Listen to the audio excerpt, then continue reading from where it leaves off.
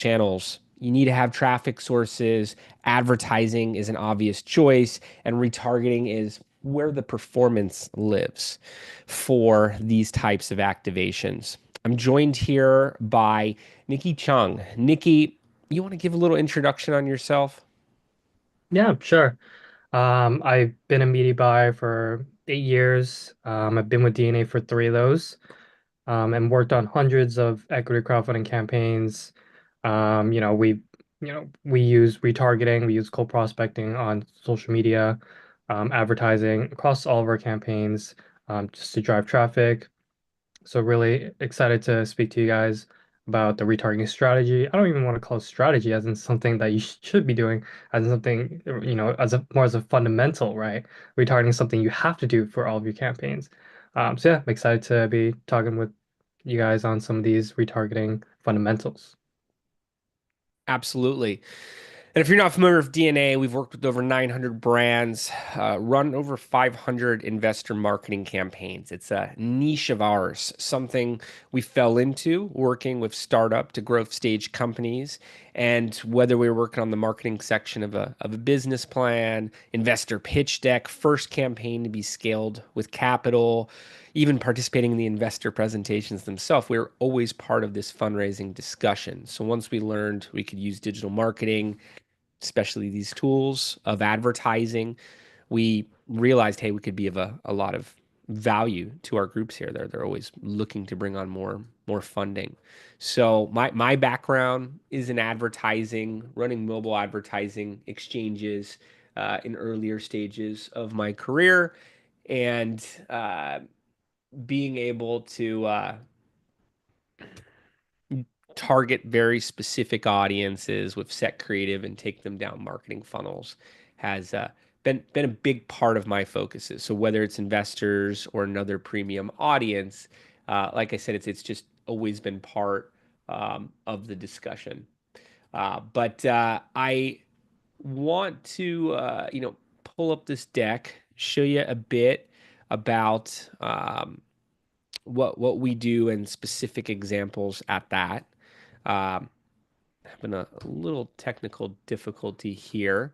But as Nikki mentioned, we have worked on a high volume of these campaigns. Nikki is being modest, but is looked at as one of the top media buyers in investor acquisition. And he has been part of DNA here for over 3 years, and we we've been able to work on a high volume of these. Nikki, as I'm pulling up the slides here, you want to talk a bit about what it takes to run a successful campaign? I'm sorry I didn't hear that. Could you repeat that?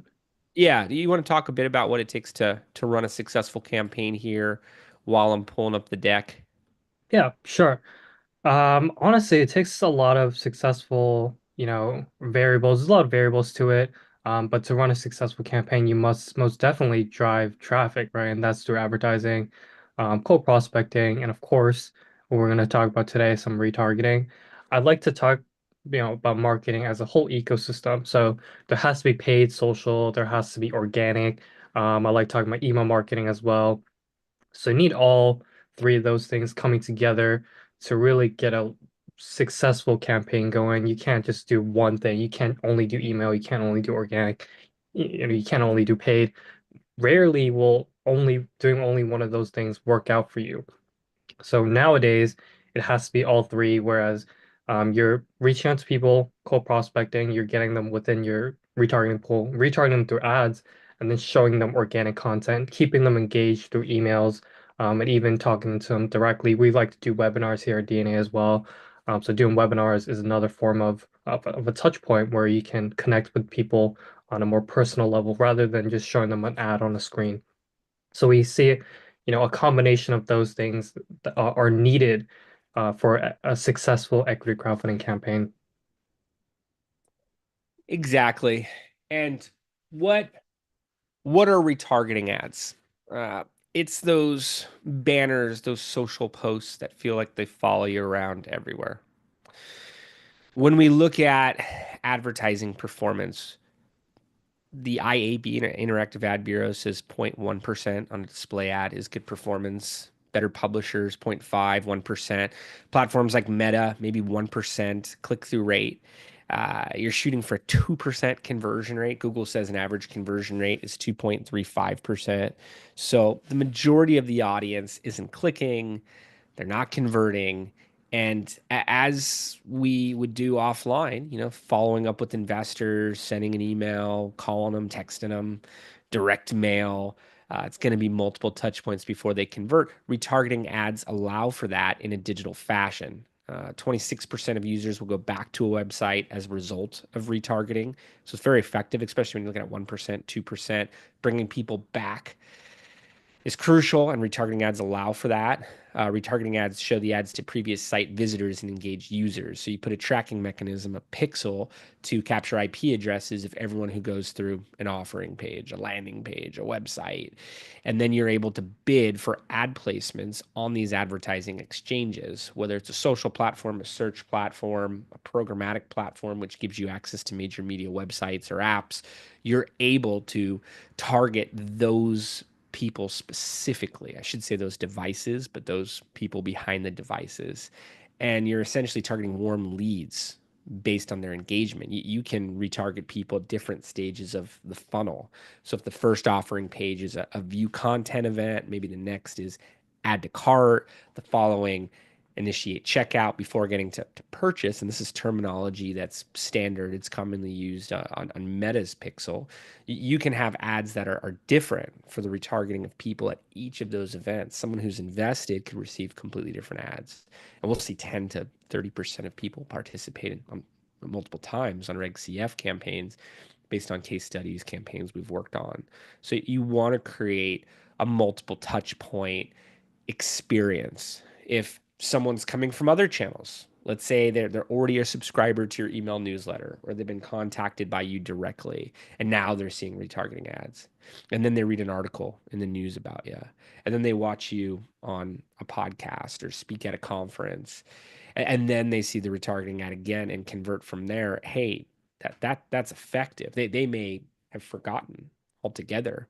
We're going to talk about the funnel and different stages and how many people intend to invest, and that there's a conversion rate, only a percentage of them do. But first and foremost, that's why we use retargeting ads. Nikki, why does it take multiple touch points? And what are we looking at on this page? Yeah, so investors typically need 7 to 17 touch points. That's what we see with our marketing for equity crowdfunding specifically. And it usually takes, there's different variables to it. It usually takes multiple touch points because, most of your investors are not going to invest before 7 touch points, right? Most people, as you may relate to, look at an ad and most people don't just say, oh, that's cool, I'm just going to invest into this, right? A lot of people are actually doing their own due diligence. So they're looking you up on social media, Facebook, Instagram, LinkedIn, maybe TikTok, right? If they're into that, they'll Google you, see what you're doing online, see if you have an online presence. And that's why I say actually it's like a side point, but content marketing is also very important as part of the advertising process. So going back to 7 to 17 touch points, it'll take that many touch points before they make a decision. They're doing their own research. And while they're in between those touch points, they're maybe they're getting emails, maybe they'll hop on a webinar that you're hosting. They're gonna see different ads. They're called retargeting ads, right? Um, and getting those touch points in are gonna push them towards that lower part of that funnel and get them to eventually convert. Um, but what in between those, in between that time, you want to make sure that they're engaged and they're continuing to see your presence on social media and on other platforms and touch points as well. So, as Nikki said, you really want to start with a marketing strategy. We've put out webinars you could find in our YouTube channel on how to put together, using the model we've built, an 8-point plan, written articles about it, leave workshops on it, and you really shouldn't activate marketing until you have a full strategy, an algorithmic roadmap built out, based on what's happening in your industry, looking at competitors who are fighting for the same audience as you, and the investors, the target audiences that you're going after are likely going to see their ads as well. You want to map out your target audiences, touch points, the marketing channels you're going to use to reach them, the creative that's going to run within each of those segments, each of those ad sets, each of the audiences that you're targeting. You look at strategic partnership opportunities to be able to mention those groups, to be able to promote to their warm pool of your target audience, their loyal, responsive followers. And then most importantly, you need to have projections. So digital impressions, clicks, conversions for each channel, for each month, maybe associated metrics for each of those, maybe down to the week, even down to the day. Uh, but when you're looking at that, retargeting is really set up to produce a higher conversion rate for everything. And content marketing, the funnel you're driving them into is based on that follow up. So you're basically purchasing additional, you know, follow-ups of that target audience. Why invest in retargeting? Multiple ad types build momentum and a fear of missing out. If one day I'm being targeted with an ad from, let's say, a public company, maybe they're running a Reg A, and it's showing a new partnership, CEO shaking hands with another major CEO and talking about what that's going to provide for the business. Mentioned examples of podcast appearances and conference appearances, but it can be a video of an anchor investor speaking about why they participated. It could be a strategic partner saying, this company is doing things we've never seen before. That's why we're working with them. Excited about where the industry is going to go. You, of course, want to make sure everything's compliant and you're saying the right things, but you can create this sensation of, I like to say this, I can visualize it perfectly, that this is a moving ship. It's hitting its destination, and with or without you as the prospective investor, now's your time to hop on board. But the round is closing. It's filling up. Here's how many shares are left. The bonus shares and perks that are restricted to certain periods of time, that's ending next week or the following. You can really create immediacy and inspire action based on the messaging that builds off that momentum and creates FOMO. Nikki, what about segmenting audiences? Yeah, so when it comes to your retargeting audience, there's different segments of that retargeting audience that you can target. So if you're running ads, you can look into your events managers, see what type of events you're tracking. Usually it's going to be page view, add to cart, initiate checkout, and purchase. Those are the simple ones that most people have set up for. And you can segment each one by their engagement level, meaning, which part of the funnel they're in. So a lot of people, page view is essentially, they're still in the awareness stage, but they might have some interest. It's typically top of funnel, and then add to cart, initiate checkouts. Those are mid, towards close to bottom funnel for initiate checkout. So you want to segment these audiences because each person at each stage of the funnel is going to respond to messaging differently. Someone who's just at the top funnel most likely wants to know more about what the investment opportunity is, why it's such a great investment opportunity, versus someone who's ready to check out, right? Ready to place their investment. They most likely have a couple questions they need answered. So you want to run a different type of ad even and target them with different messaging to try to get through to them. And some examples that we utilize for people who are mid to lower funnel is we like to do webinars. We even do lead form ads to try to get their email, phone number, to reach out to them directly, to have a conversation, one-on-one conversation with them, to maybe alleviate some of their fears and misunderstandings about the company to get through with that investment. So they're just one step away from investing, and retargeting helps you reach out to them again to really close that investment, especially if they're in lower parts of the funnel. You want to segment that, and reach out to them again and then close it. Yeah, and you're going to see a conversion rate at each stage, each of those events that Nikki talked about. So we'll look at the retargeting pool, the size of the list of people that have been to that offering page. It's another type of retargeting we'll mention in a bit here. It doesn't have to be just where the pixel's placed, but it may be 50,000 people. A new offering may have less than 1,000 in their retargeting pool. It can be a predictor of what performance is to come. First question I'll ask a prospective issuer group we may be working with is how large is your audience? Your email list, your social media followers, your site traffic. Because if we're able to get warmer people there and then segment the audiences by the page that we're targeting them off of, we're going to be able to produce at a stronger level. I had mentioned before 10 to 30% make repeat investments. There are misconceptions that you want to turn advertising off if someone's already invested. Not quite the case. You could keep that exposure going, and the likelihood of a repeat investment, or more importantly, social sharing, getting peer-to-peer marketing occurring. That's the ultimate form of marketing. If I get contacted tomorrow by a friend saying, "Hey, you should really invest in this company. I just bought some shares. I'm going to pay a lot more attention to it than if I, you know, receive any other type of marketing from that group." So you want to stimulate that, and you want to keep it fresh and in their mind that, hey, you invested in this company, you should look at the traction and potentially share it. You could also target incomplete checkouts with direct outreach.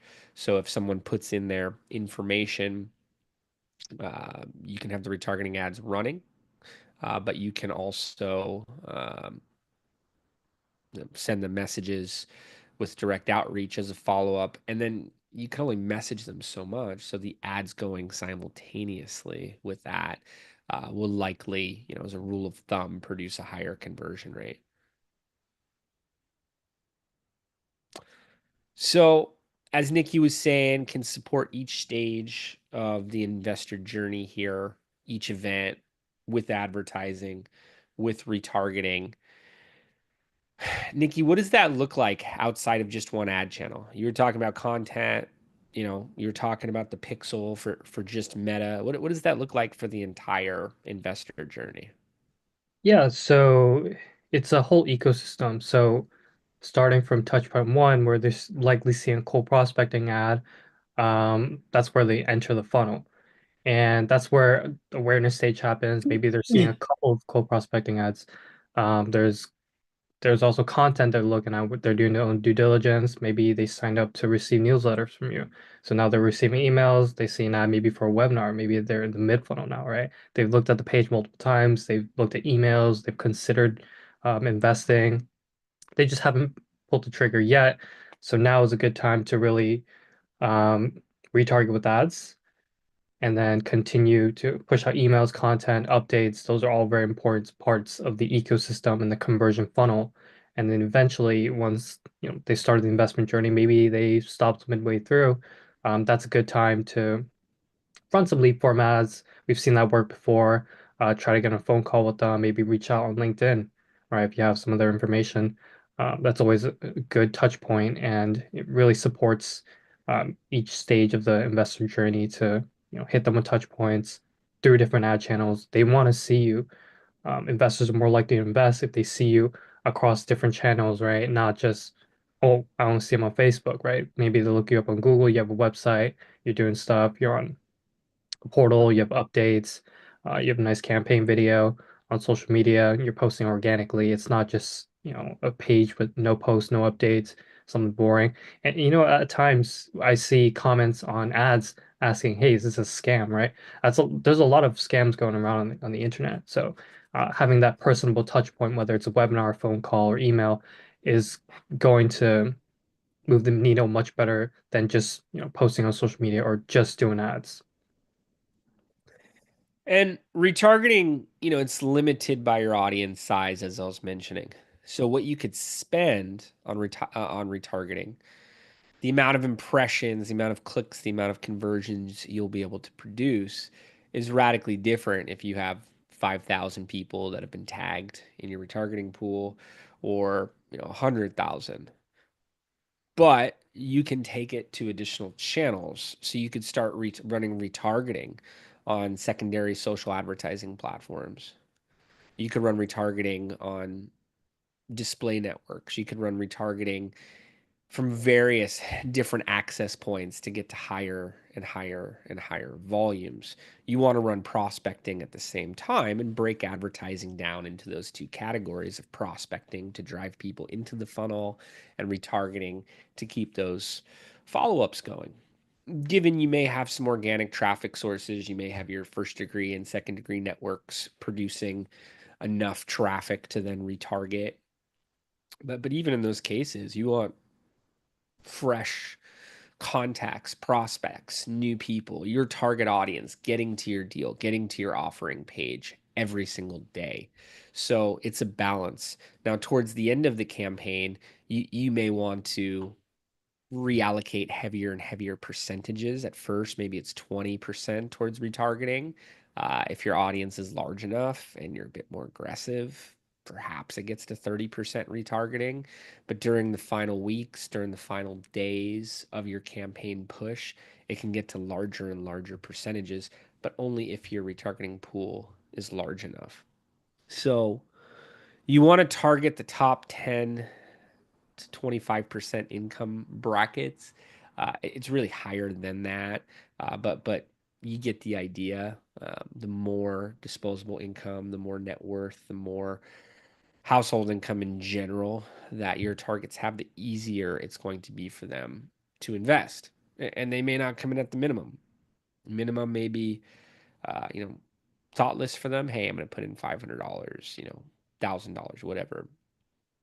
But it may not be enough chips on the table for them. They may come in at 10, 25, 50, 100K. And that still may be relatively small for them based on who you're targeting, where it fits in their portfolio, what they need to allocate in a given period of time. So you want to map out your audience in that strategy stage down to the persona level. It's not just, hey, how much money do they make or what are they worth? Where do they go online? What do they do on the weekends? Who are their biggest influences? Where can I reach them where they're not seeing investment opportunities? And what other ads, what other types of content are they converting on right now? Because success leaves clues. There's elements of that you can incorporate into your own model. Um, and then as you're building your prospecting audiences, you can start retargeting them. So, as we discussed, you want to retarget site visitors, and you also want to retarget people who engage with your social pages. So on Meta, there's a page engagement retargeting audience you could build, and the pixel it'll actually only allow you to go to 180 days back. Most commonly used at 30 days. People have visited your site in 30 days. But with the page engagement, it's anyone who's engaged with your page. Liked, commented, shared, took a screenshot of any of your social posts. They've followed your page, and you can go back to 365 days. So they've pressed the follow button the past 365 days on top of any of those engagements I just mentioned, or they clicked on an ad. We've done any one of those, types of interactions with an advertisement and back to 365 days. So while the Pixel may not track everything, in fact, if you're an iOS user, unless you opt in to allow a mobile app publisher to track you off app, uh, you're not going to show up in the retargeting pool. You're not going to show up in the advertising reports and metrics. But just from the pixel. But clicking on the ad and having this page engagement audience set up, you are going to get tracked because it's in app. They can't track you off app, but in app they could track you. So I'll see campaigns that are, just set up around pixel retargeting and look at that as a huge miss on social media audiences. As you can imagine, I see it all. I mean, we work with many of the top live issuers in the space right now and historical at that. Uh, I've seen different setups from agencies, portals, tech partners, in-house buyers, contractors, PPC providers from overseas. I get to see how it's set up. We were looking at a campaign the other day that was for webinar signups for an issuer, and it was all around traffic, where you're telling Meta to optimize towards people who are clicking versus people who are converting, completing a lead form. So it's going to use its machine learning towards people who click, and they were seeing very little signups. So just something to look at. There's probably ways to improve your setup. You should be talking to as many people as you can, even showing them your build, so they can tell you. Sometimes it's little tweaks and massive differences in the results. Uh, the best analogy I've heard is driving a Ferrari. You put a professional driver behind the wheel, and they're going to be able to open up all different types of capabilities that the everyday person who's never stepped into one before is able to utilize. So it's the same looking at these media buying platforms. There's so much more you can do versus just driving the speed limit. But track cart ads and checkouts, target hot leads within 7 to 30 days. As we've discussed, what's going on this page, Nicky? Yeah, we touched on some of these points before. Higher investment minimums need more consideration, especially if you're doing a Reg D, maybe a Reg A with a higher minimum. We're definitely gonna need more touch points, to convince people because higher, higher amount requires definitely more of an investment to put in. So there's more time needed to consider investment like that. Investors research across multiple platforms. We touched on that. And then most people prefer joining campaigns with momentum. And I like to make this analogy with a restaurant where, you know, people, if there's two restaurants on a street, one with a long line, another one that's empty, most people are gonna go to the one with the long line, right? Even if they don't prefer to wait, they most likely have the thinking that that restaurant is probably better than the one with, no line or if it's empty, right? Same with equity crowdfunding. Most people will prefer to take their money to campaigns with more momentum. And most people, when it comes to equity crowdfunding, don't want to be the first ones into a campaign.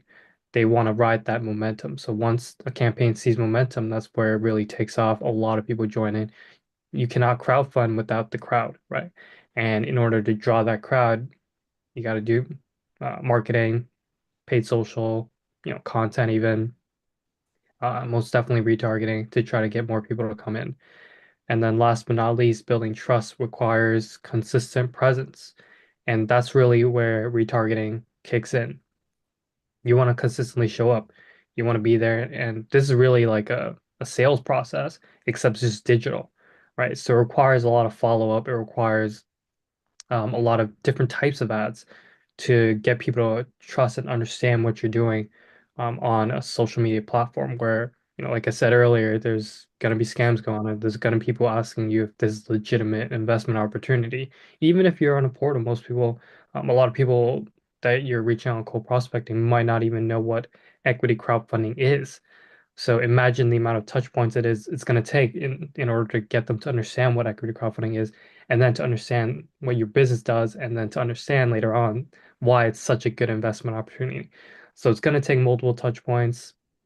It's going to take multiple different types of ads where you want to have ads talking about maybe any patents, partnerships you guys have, milestones are all really important. Those are some examples of ads you can run to really build that trust and get those touch points in with retargeting ads. Reach them during their consideration process. Balance ad frequency without being overwhelming.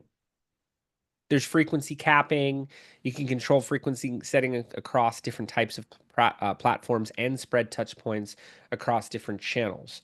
So if you're reaching someone while they're scrolling on Meta, Facebook, or Instagram, if you're also showing up on their feeds for TikTok, Google's display network and banner ads across different websites and apps that they're frequenting, even if they're not, you know, investor focused. Uh, Going back to the ad exchanges and programmatic ad spends, you'll often see on site lists the best performance on a weather.com type of site. Boring sites that people check can have the strongest conversions. And then if you're looking at the site lists and seeing where you're getting the most conversions, could optimize towards that. You want to cast a wide enough net of tier one sites.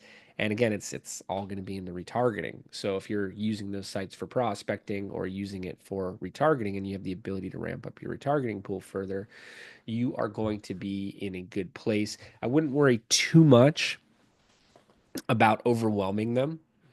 If you are getting to very large ad spends, you're going to want to pay attention to the frequency, how many times someone's seeing an ad. And if they're seeing it more than 3 times a day, that should be taken into account. If it's 3 times a week, there's brands that are targeting me, you know, on every channel each day. Marketing platforms, investment opportunities, they're the ones I remember more. The jingles that you hear in commercials and can reference from the time you were a kid, it's because they were playing those commercials, those activations so many times. It's a fundamental element of advertising is that repetition. So we'll talk to founders at times that say, "Oh, I don't want them to see it more than once a week." And it's like, well, we can do that. But as we get to larger and larger spends, it's naturally going to occur more, and it's good. The more times the same individual hears the same piece of information, but from the more sources, the better. So, you know, if you're being featured by third parties, if you're running ads on more channels, you know, prospects won't even remember where they saw you in many cases. We'll be able to track it back to an ad and they'll say, yeah, we read about you somewhere online, saw you somewhere online. I think I saw a post. So whether it's from more sources or starting from your brand, you want to make sure there's high volumes of touch points involved. How do we keep it fresh, Nicky? Yeah, and I think fresh should be highlighted here. That's the key point here to keep it fresh to avoid creative fatigue. So when it comes to retargeting, especially if you're running on a bit higher of a budget, Facebook tends to run the same ads over and over again, and your audience is going to see some of the same ads over and over again, week over week, especially if they're performing well and you haven't segmented out the people who've invested. It's going to get annoying, you know, to see that same ad over and over again. So you want to keep it fresh. You don't want people to mark you know, your ad as spam. That's going to you know, be negative towards the ad's performance. So we definitely want to keep it fresh with different ad types. So some of the ad types that I like to run, just milestone ads talking about the amount of investors you're getting, the total amount raised. Maybe you've done a previous campaign, talk about how much you guys have previously raised, talk about the team, you know, patents, any awards, you know, those types of ads, a variety of ads to keep it fresh. I like to also do selfie videos. So we have clients, you know, pull out their phone, do a quick 20 to 30-second video talking about the investment opportunity. We see that work quite well actually because it creates a more, I guess, personable connection between you and your investors. So it's literally you pulling your phone and talking to them, right? It's more native also to the platform. And actually, Facebook prefers those ads a bit more than just a static graphic or any motion graphic, just because it's native again to the platform. So, you know, most people who are scrolling through Facebook aren't necessarily looking to invest in something or be sold into something, right?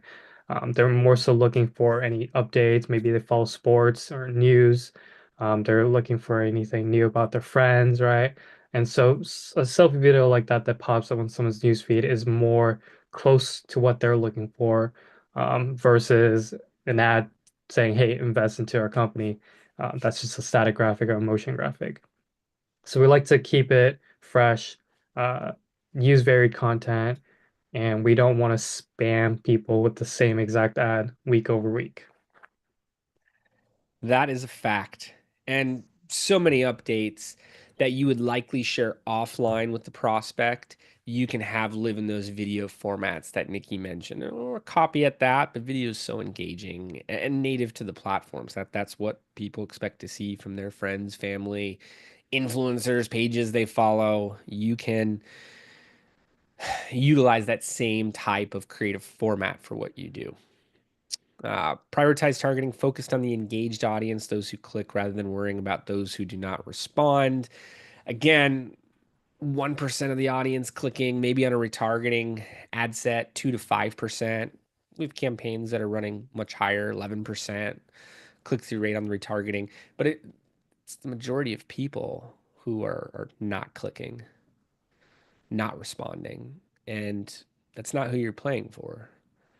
You're looking at the ones that are going to engage with digital content. They are going to evaluate the opportunity full-heartedly and be more engaged and convert from there. So someone who isn't going to convert from an ad anyway, don't worry about whether or not they retarget. It's just not going to get you anywhere. If you're finding more pockets of performance within the retargeting ad sets, you're going to be able to scale that and produce more results through the process versus, you know, reputational risk or, hey, this one person I know saw the ad too many times and, 4 times now and they told me about it. Don't worry about them. Even though they are technically responding just in a negative way, you want to look at the actual traction you're getting, who's moving from one stage of the funnel, one stage of the investment consideration process to the next. And keep pushing forward. Understand that serious investors interested in becoming shareholders are less likely to be deterred by frequent ads compared to those who wouldn't invest. As I mentioned there, you want to focus at that warm area of the funnel. Nikki, why is it important to test out multiple things at once? So we always like to have 5 to 10 different ads in rotation, testing, whether it's testing or scaling actually. But we like to test a variety just because you have the budget to, if you have the budget to, you should definitely test a variety of different ads to see what works and what does not work. Out of those 5 ads that you're testing, maybe 1 or 2 work well. The other 3 don't work as well. You want to take those learnings because when you're doing media buying, you're essentially buying data, right? You're buying data to understand what works for your brand and what doesn't.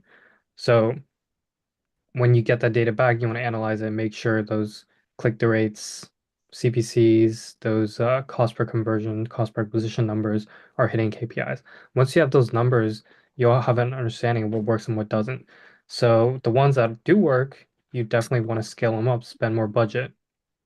The ones that don't work, you want to make sure you turn them off and take those learnings and understand why it didn't work. And same thing with the ones that did work, understand why they did work.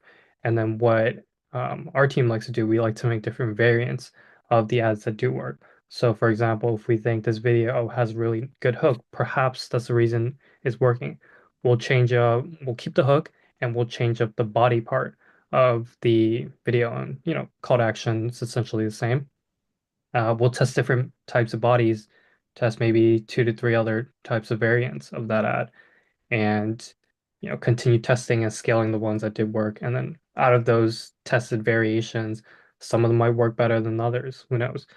Maybe they all work and you scale them all up. Some of them won't work, so turn them off, right? So that's a rinse and repeat type cycle that we like to utilize.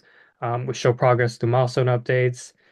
That goes back into more retargeting stuff that we're talking about. Use video testimonials for social proof. I think this is a very strong one using video testimonials, whether it's a investor testimony or whether it's a client testimony or even product testimony for you're doing a product, right? Those work very well. You want to have people, as many people as you can, talking about your campaign to really grow that momentum and grow that crowd. Last but not least, highlight specific growth numbers. If you just hit 500 gram raise, you want to make sure it's out there. You want to make sure you're showing momentum because, maybe a month ago you were just at, like 400K, right? And now this month, people are getting retargeted with your ads from last month, right? They're saying, oh, these guys are 500K now. They're really moving along with or without me. I got to invest today. It really drives that FOMO to when you highlight those specific growth numbers. And the same way we talked about casting a wide net with audiences and letting the data show you what's working, you want to do the same with creative. We have assumptions going into a new launch. Hey, these ads will probably work best, but we always need the analytics to show us what's physically moving the needle and then can optimize towards it. As Nicky said, duplicate, maybe change up messaging a little bit, change up the visuals. The next creative iterations can be based on what is physically producing the results. You can also optimize by funnel and the destination URL, the landing page, the offering page, the webinar sign up, what have you that you're taking people to. And again, looking for those pockets of performance to do more. And these are great examples that you should be using in your creatives. How to effectively measure the success of your ads is a webinar in its own right. It's something that we can spend a lot of time on.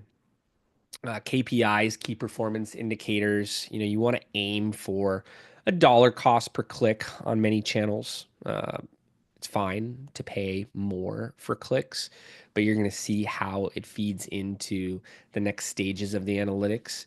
And we'll have, clients, founders, CEOs that, tell us things like, hey, we're only focused on performance. We only want investments. We only want results. And truth of the matter is that that's what everybody is shooting for. But if you understand the algorithm, you can focus at different stages to improve the return on ad spend, the cost per acquisition of each investor, the marketing efficiency ratio that you are receiving.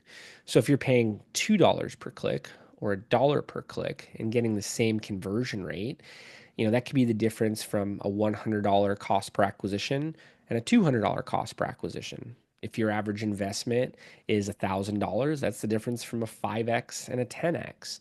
So being able to explore tactics that allow you to receive a better click-through rate, going from a 1% to a 2% click-through rate or a 2% to a 3% click-through rate can then reduce the cost per click, reduce the amount you're paying for traffic. And if you're converting at those same levels, you're making significant breakthroughs on the actual outcome. So, it goes a step before that too with the cost per thousand impressions. It's a Roman numeral M in the acronym CPM for campaign health. So while these aren't primary KPIs, they are KPIs, and you want to be able to have an understanding of what's where. If you're getting a 2-3x return on advertising spend and you lift up the hood a bit, you may be able to see that the engine's running at a $50 CPM, a $30 CPM.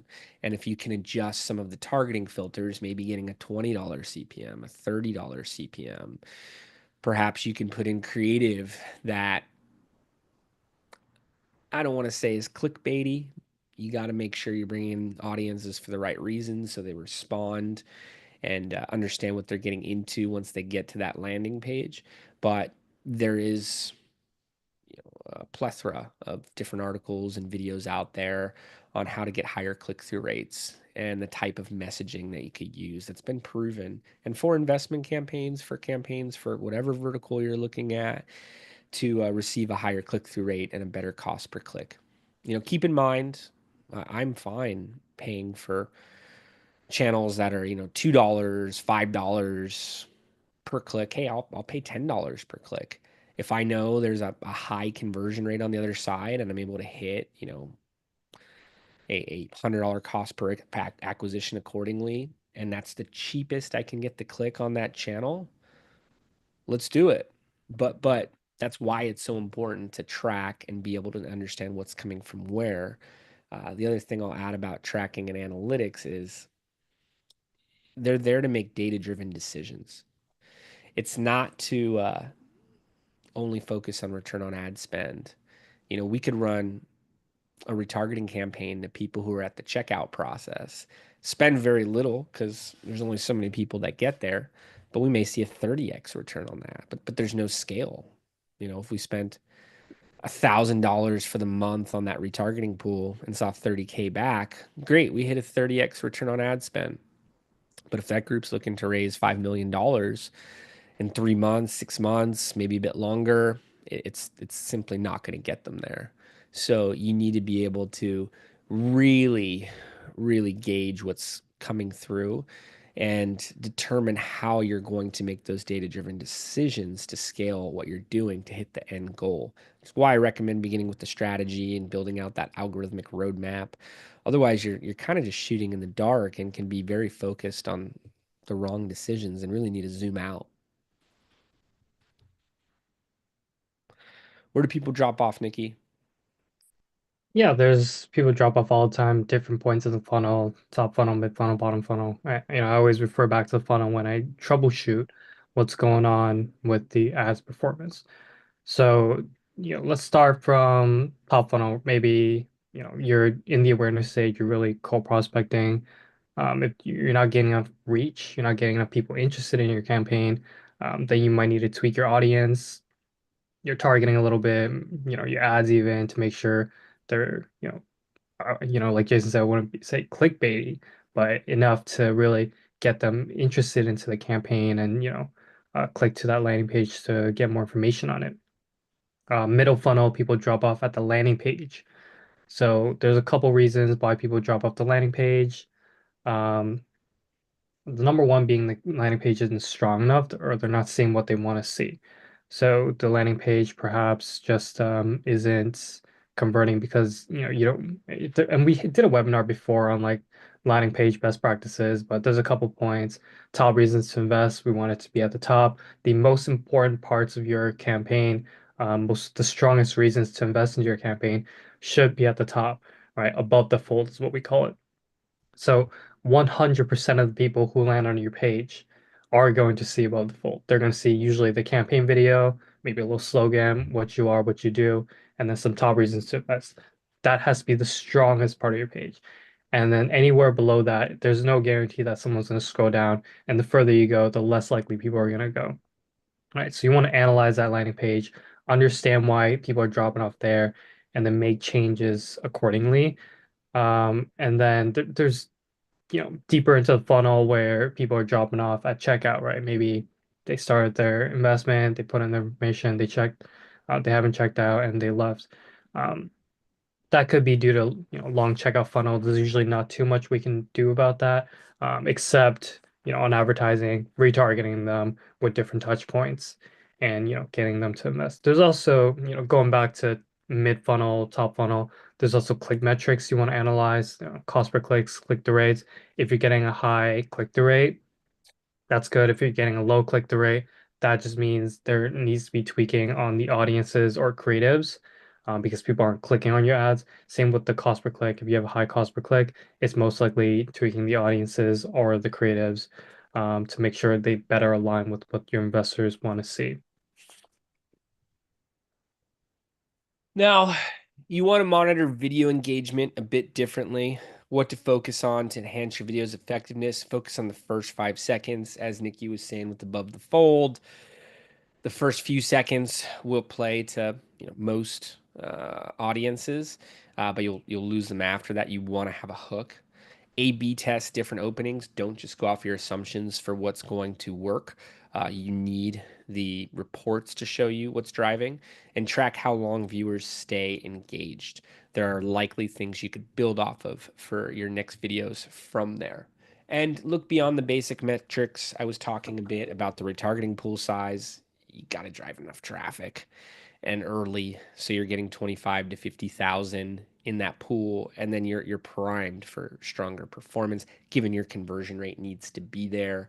I'll get asked about advertising budget recommendations, and we're fine starting ad budgets at virtually any level. You need to have enough of a sample size for each of the ad sets we're running. I wouldn't look at anything under 100 a day, $3,000 a month. Many groups start between $5,000 and $15,000 per month on their ad spend. Reg A issuers likely want to start 40, 50K per month, 60 to 100. pretty quickly, and then scaling and scaling and scaling from there.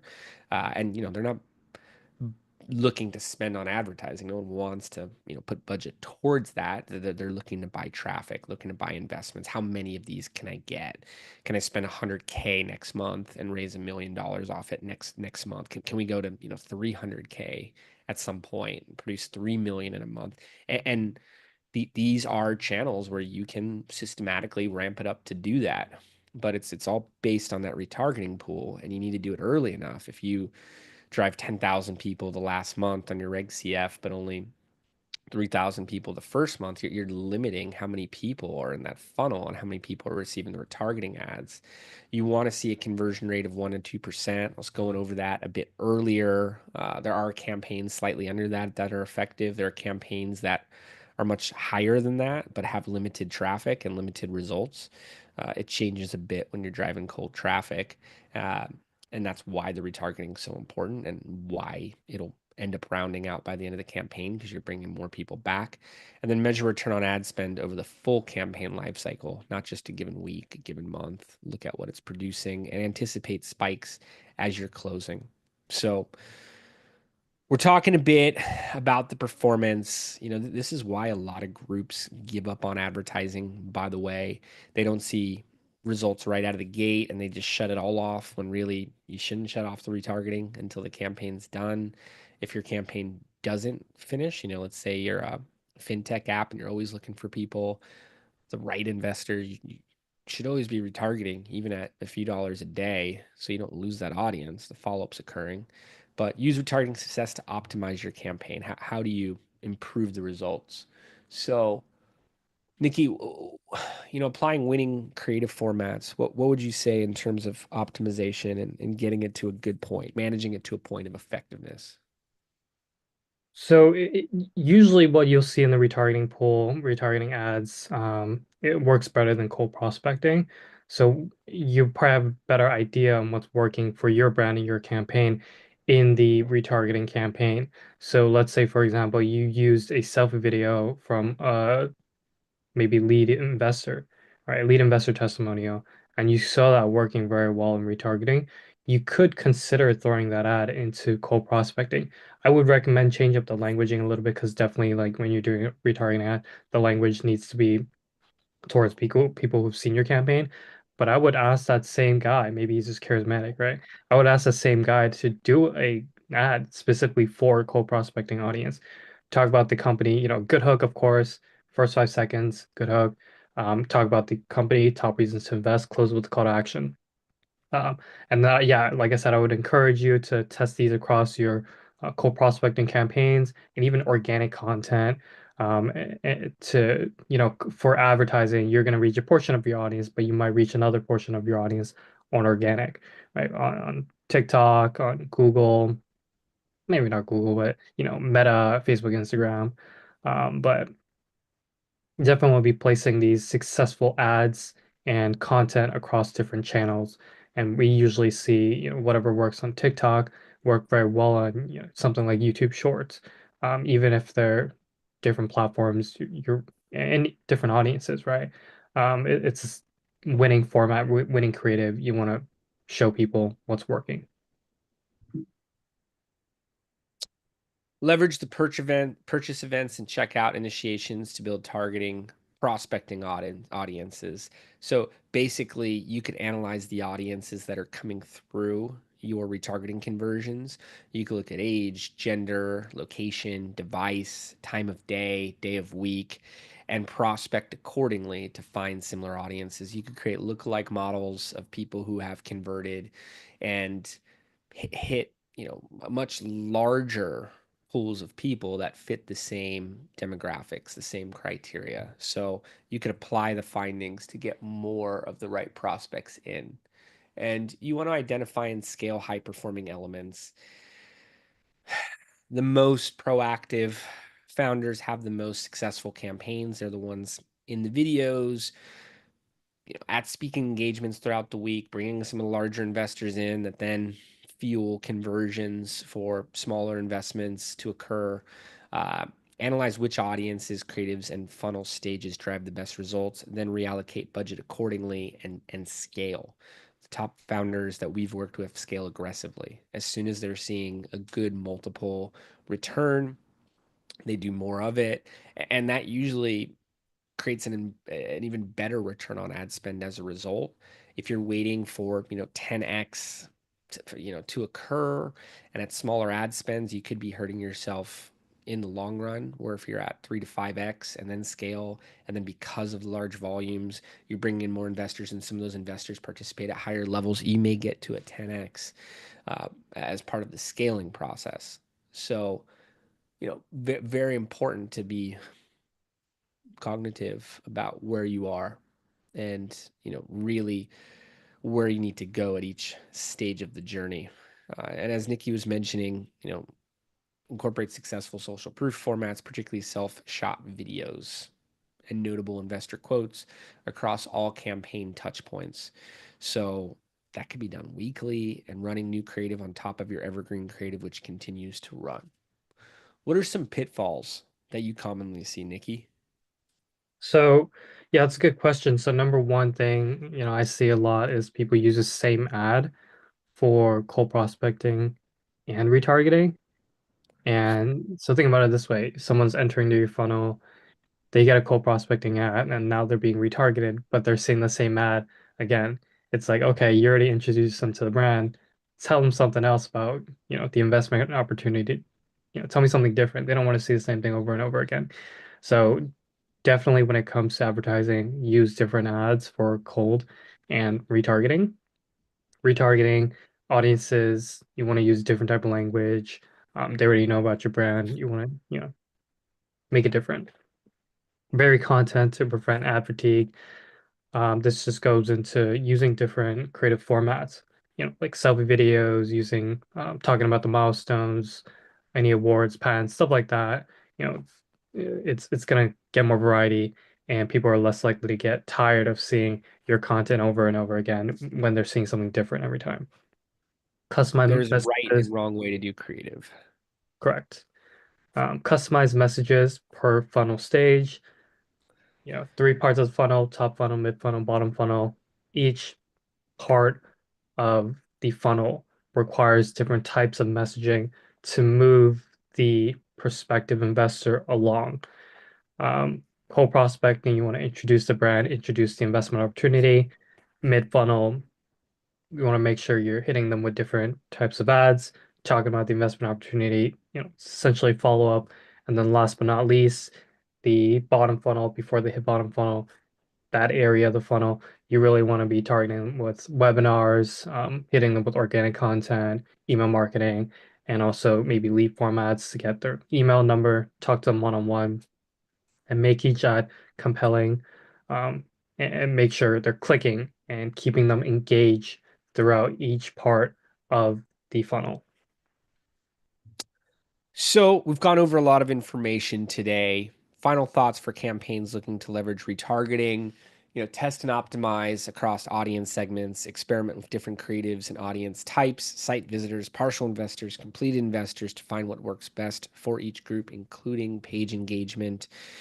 Don't shut off ads completely, as retargeting needs ongoing momentum to achieve the 7 to 17 touch points needed for conversion, even if at reduced budgets. And remember what you're playing for and what other available channels there are for you. Advertising should be fundamental, whether you're buying paid publisher placements and showing up in investor newsletters, whether you're buying placements on sites, whether you're showing up in social media feeds through social advertising or search engines. These are places you can buy traffic from your prospects, and you're going to want to continue that. Even if you're going back to the drawing board, keep retargeting running and set up tracking for various time frames: 7, 30, 60, 180, 365 days to keep audiences warm for future raises and maintain engagement. Nicky, anything you want to add to that before we wrap today? Um, I think we've covered a large part of it already, but you need to retarget for any successful crowdfunding campaign. You want to make sure you're getting people into your funnel, driving enough traffic to your campaign. And again, you cannot crowdfund without the crowd. So make sure you have that crowd, get that momentum, continue to retarget, try different formats, And then last but not least, test, optimize, and scale. I knew you were gonna say it. I knew it. I knew that's what you're gonna leave the audience with. Thank you everybody for tuning in and get in touch with us. Get in touch with somebody. You want as many marketers to look at these campaigns as possible and give you feedback. We welcome a warm marketing discussion anytime, and only a few issuers hit the full goal. So everyone who's tuned in right now, don't be bashful. Get in contact with us. Talk to Nicky on LinkedIn. He is awesome and appreciate you showing up today. We'll see you next month.